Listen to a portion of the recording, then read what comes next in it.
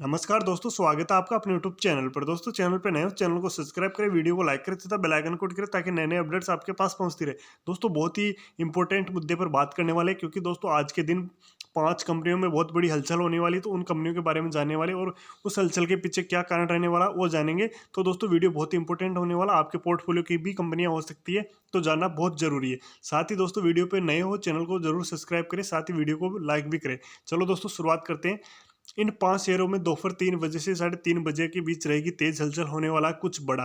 यानी कि दोस्तों, टाइम भी नोट कर लो, 3 से 3:30 बजे कुछ ऐसा होगा जिसकी वजह से दोस्तों यहाँ पर बहुत बड़ी हलचल देखने को मिलेगी। चलो विस्तार से समझते हैं क्या है मामला। एफटीएसई की रीबैलेंसिंग, यानी कि दोस्तों आपको पहले समझना होगा, एफटीएसई एक इंडेक्स होता है।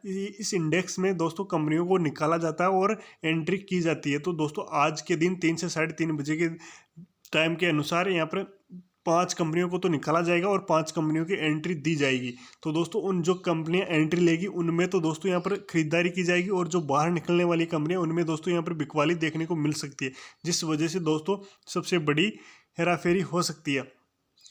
देखिए, सेंसेक्स की एफटीएसई रिबैलेंसिंग एक ऐसा प्रोसेस है जिसमें एफटीएसई इंडेक्स में शामिल भारतीय शेयरों के वेटेज को अपडेट किया जाता है। इसका उद्देश्य बाजार की मौजूद स्थितियों, कंपनियों के प्रदर्शन और ग्लोबल स्टैंडर्ड्स के अनुरूप इंडेक्स को बनाए रखना होता है। यानी कि दोस्तों, इनमें जो भी कंपनियां शामिल होती है उनके वेटेज को अपडेट किया जाएगा। यानी कि दोस्तों, जो कंपनियां अच्छा कर रही है पिछले कई दिनों से, तो उनका तो वेटेज बढ़ाया जाएगा, और जो कंपनियां कम कर रही है, उनका प्रदर्शन अच्छा नहीं रहा, उनका वेटेज घटाया जाएगा। जिस वजह से दोस्तों उन शेयरों में बहुत ही बड़ी यहाँ पर असर देखने को मिल सकता है। एफटीएसई में भारतीय हेक्साकॉम गो डिजिट की एंट्री हो रही है। यानी कि दोस्तों, पहली 2 कंपनियों के नाम तो आपने सुन ही लिया होगा। एक तो भारतीय हेक्साकॉम और गो डिजिट की एंट्री हो रही है। भारतीय हेक्साकॉम में लगभग $36 बिलियन और गो डिजिट में $19 बिलियन की खरीदारी हो सकती है। दिन में 3 से 3:30 बजे के बीच होगा एडजस्टमेंट। यानी कि दोस्तों, इन 2 कंपनियों की एंट्री होने वाली है, जिसकी वजह से दोस्तों इनमें बड़ी संख्या में यहाँ पर खरीदारी हो सकती है। एक में तो भारतीय एक्साकॉम में तो लगभग $36 बिलियन की, और गो डिजिट में $19 बिलियन की। इसके साथ ही दोस्तों, इन 2 कंपनियों के साथ ही एफटीएसई में बढ़ेगा वेटेज। इन कंपनियों का भी वेटेज बढ़ने वाला है। तीसरी कंपनी आईसीसीआई बैंक, $300 बिलियन की खरीदारी हो सकती है।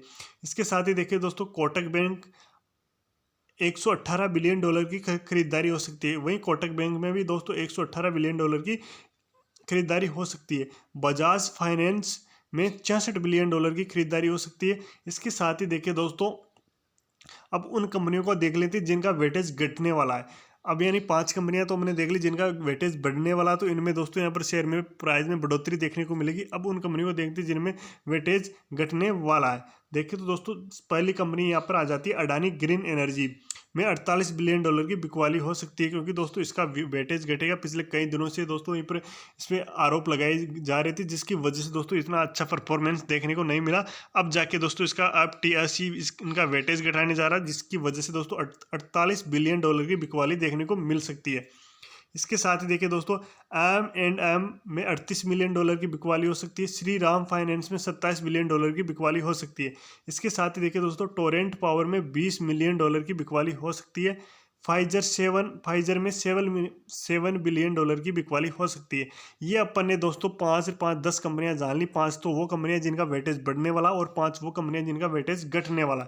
तो दोस्तों, इन कंपनियों को मीन्स 3 से 3:30 बजे के बीच बहुत ही बड़ी हलचल देखने को मिल सकती है।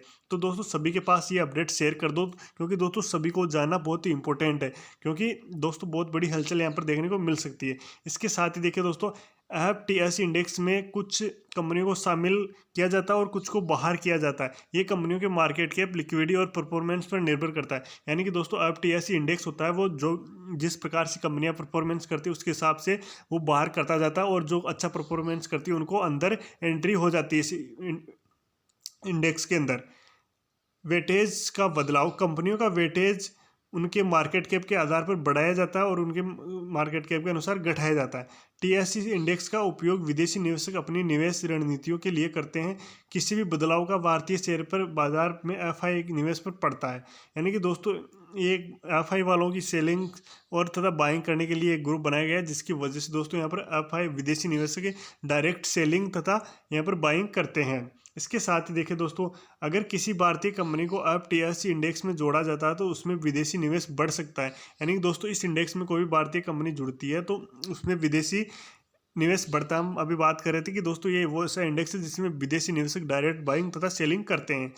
यदि कोई कंपनी हटाई जाती है तो उसके शेयरों में बिकवाली का दबाव आ सकता है। अगर कोई कंपनी हटती है तो दोस्तों यहाँ पर बिकवाली का दबाव आ सकता है। तो ये तमाम अपडेट्स हो गई दोस्तों, बहुत ही बड़ी इंपॉर्टेंट अपडेट थी तो हमने आपको दे दी।